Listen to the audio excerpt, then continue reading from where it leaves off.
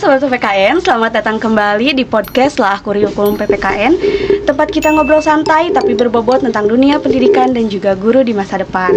Saya Siti Nuratipa dan kali ini bakal membawa topik yang sangat menarik, yaitu pembelajaran inovatif di era abad 21. Kita semua tahu ya, di dunia pendidikan saat ini banyak banget berubah. Kalau dulu belajar itu identik dengan membaca buku, menulis di papan tulis, sekarang udah masuk ke dunia digital, kolaboratif, dan juga kreatif. Nah, gimana nih peran para calon guru, khususnya kita yang dari dunia pendidikan kewarganegaraan, untuk menghadapi perubahan itu? Untuk membahas tuntas topik kali ini, aku udah bareng sama dua teman aku nih, sekaligus narasumber yang luar biasa. Mereka juga mahasiswa aktif di Prodi PPKN, Fakultas Ilmu Sosial Bahasa dan Sastra. Ada Imelda dan juga Ripa Patricia Dewi di sini. Selamat datang. Hai Lala, hai juga buat semua pendengar podcast kita hari ini. Wah, seneng banget ya bisa diajak ngobrol santai di tema yang menurut aku sangat penting banget buat calon guru kayak kita sekarang. Halo semuanya, terima kasih juga udah undang kami. Semoga obrolan kita hari ini menambah wawasan untuk kedepannya. Amin, semoga ya. Oke, kita langsung mulai aja. Imelda, aku mau nanya dari kamu dulu nih. Kalau kita ngobrol soal pembelajaran inovatif, sebenarnya apa sih maksudnya dan kenapa hal itu penting banget di era abad 21 ini? Oke, jadi kalau menurutku pembelajaran inovatif itu adalah proses belajar yang memanfaatkan ide-ide baru dan kreatif supaya pembelajarannya itu menjadi lebih menarik, efektif juga bermakna. Kalau dulu guru tuh menjadi pusat segalanya. Tapi sekarang pembelajaran inovatif mengajarkan atau menempatkan bahwa siswa sebagai subjek utama dan guru menjadi fasilitatornya. Dan untuk di abad ke-21 ini menuntut siswa mempunyai 4C, yaitu critical thinking, communication, collaboration, dan creativity. Jadi untuk pembelajaran inovatif itu dirancang agar siswa mengembangkan 4 keterampilan itu dalam kehidupannya sehari-hari. Iya, berarti bukan cuma soal teknologi ya? Nah, betul banget ya. Banyak yang salah paham. Sebenarnya inovatif itu nggak selalu berarti memakai alat digital yang mahal atau mewah. Intinya tuh ada pada cara kita berpikir dan pendekatan guru saat mengajar. Guru itu bisa dibilang inovasi atau inovatif kalau dia mampu membuat siswanya tuh berpikir kritis, siswanya itu belajar untuk bertanya jawab di kelas seperti itu, atau merasa senang saat melakukan pembelajaran itu sendiri.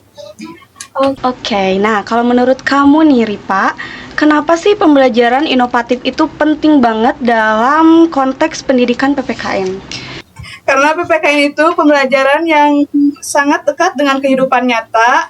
Kita nggak cukup dengan menghafal nilai-nilai Pancasila, dan yang lebih penting adalah bagaimana siswa mengalami, menghayati, dan menerapkan nilai-nilai itu. Nah, jadi kalau guru PPKN itu nggak inovatif, pembelajarannya itu akan membuat siswa membosankan.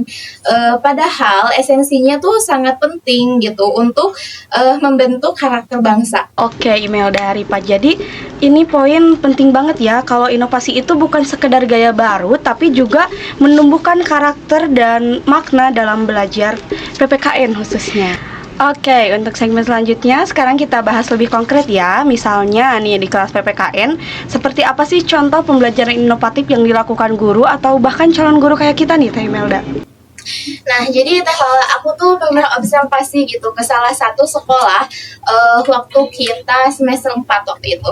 Dan di situ gurunya tuh menggunakan metode project based learning untuk temanya tuh gotong royong dalam kehidupan bermasyarakat.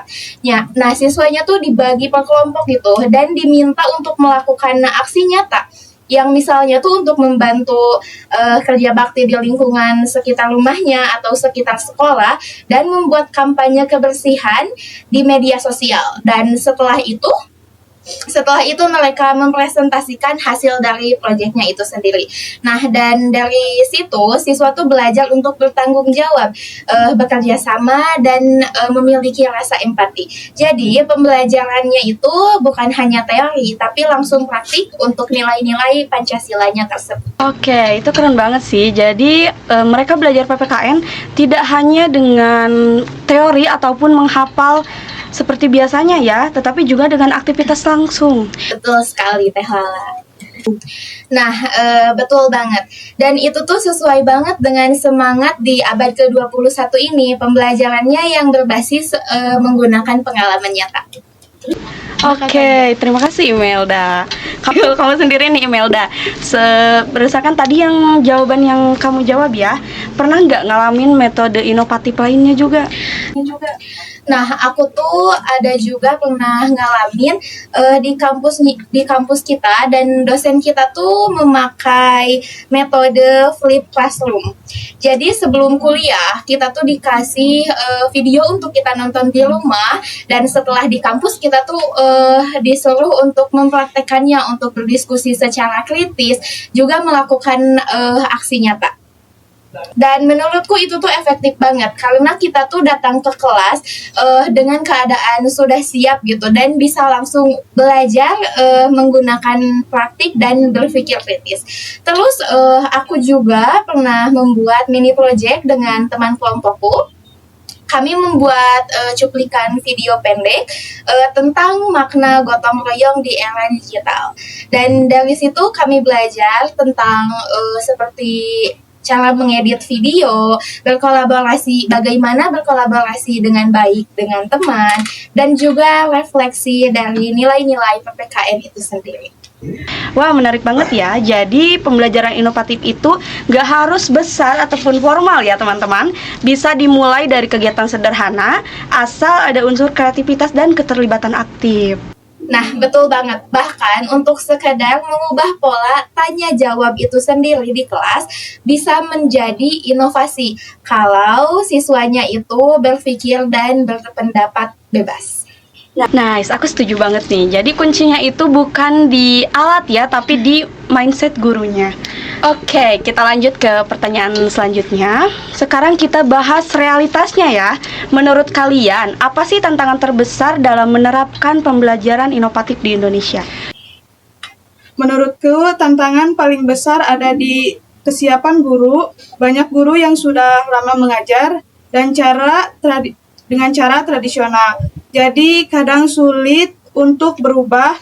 Ada juga yang merasa takut, gagal, atau enggak percaya diri mencoba metode baru. Selain itu, fasilitas juga masih jadi kendala, apalagi di sekolah daerah. Kadang alat pendukung minim banget. Nah, aku setuju banget nih sama Teh Rifa. Tapi kalau menurutku tuh ada satu lagi tantangan yang perlu kita tuntaskan gitu ya, yaitu budaya belajar siswa yang masih pasif. Terkadang mereka tuh terbiasa mendengarkan guru, bukan berpikir atau berdiskusi bersama teman. Jadi ketika guru ingin berbuat inovatif, malah kadang siswanya yang bingung harus melakukan apa dan harus bagaimana gitu. Itulah kenapa inovasi itu perlu disertai dengan pembahasan atau pembiasaan. Guru tuh harus beradaptasi dengan siswa agar sama-sama belajar untuk mengadakan inovasi baru. Oke, jadi di sini konteksnya itu ada dua arah ya, bukan hanya guru yang harus berubah, tetapi juga siswanya yang harus ada kemajuan untuk melakukan perubahan. Nah, betul banget nih Teh Lala. Tapi menurutku kunci utamanya itu ada di semangat guru untuk menjadi lifelong learner. Karena guru itu harus jadi lifelong learner. Guru itu harus haus akan ilmu dan mau bereksperimen. Nah, pasti bisa dong menemukan cara kreatif meski ya dengan keterbatasan yang ada. Nah, setuju banget. Kadang inovasi itu sederhana, justru lahir dari situasi yang terbatas ya, tapi niatnya juga yang harus besar. Nah, betul banget, aku setuju banget. Aku juga pernah lihat gitu, guru SD cuma pakai karton warna-warni gitu dan juga permainan role play. Tapi siswanya itu aktif banget, sangat antusias. Dan itu tuh menyadarkan kita bahwa inovasi itu sendiri itu tidak membutuhkan teknologi yang canggih ataupun mahal gitu. Hanya dengan hal-hal sederhana, namun harus guru itu mempunyai kekreativitasan itu sendiri. Nah, aku pun setuju banget sih, itu keren banget. Jadi inovasi itu bukan cuman soal teknologi yang canggih, tapi inovasi itu sebenarnya niat dan juga kreativitas yang dihasilkan oleh guru dan siswanya.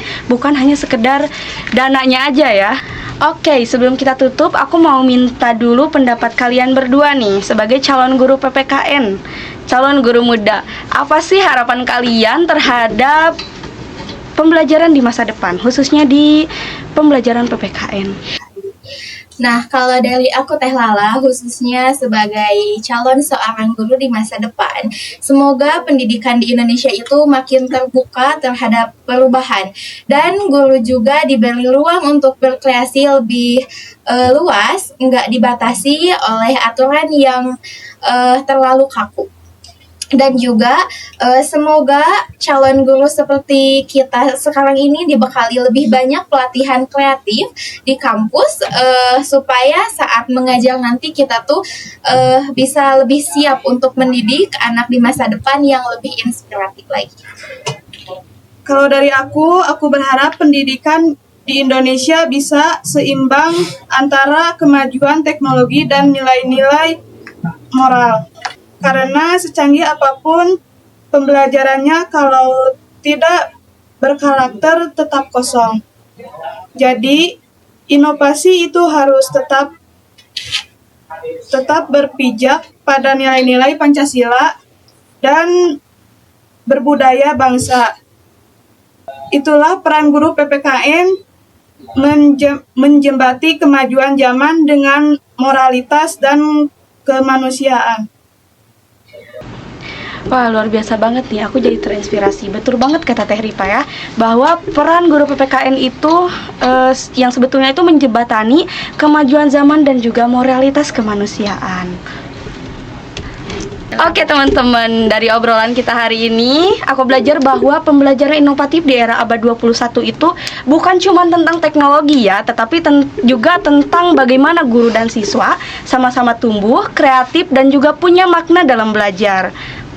Terima kasih juga untuk Teh Imelda dan Rifa Patricia Dewi yang udah berbagi ide dan pengalamannya. Semoga pembicaraan kita kali ini bisa jadi motivasi untuk semua pendengar. Dan buat sobat PPKN, jangan takut untuk berinovasi karena masa depan Indonesia ada di tangan kita semua. Saya Siti Nurlatifa, pamit undur diri. Sampai jumpa di podcast berikutnya. Tetap semangat belajar, tetap berinovasi, dan tentu saja salam Pancasila. Motherfucker, you got all my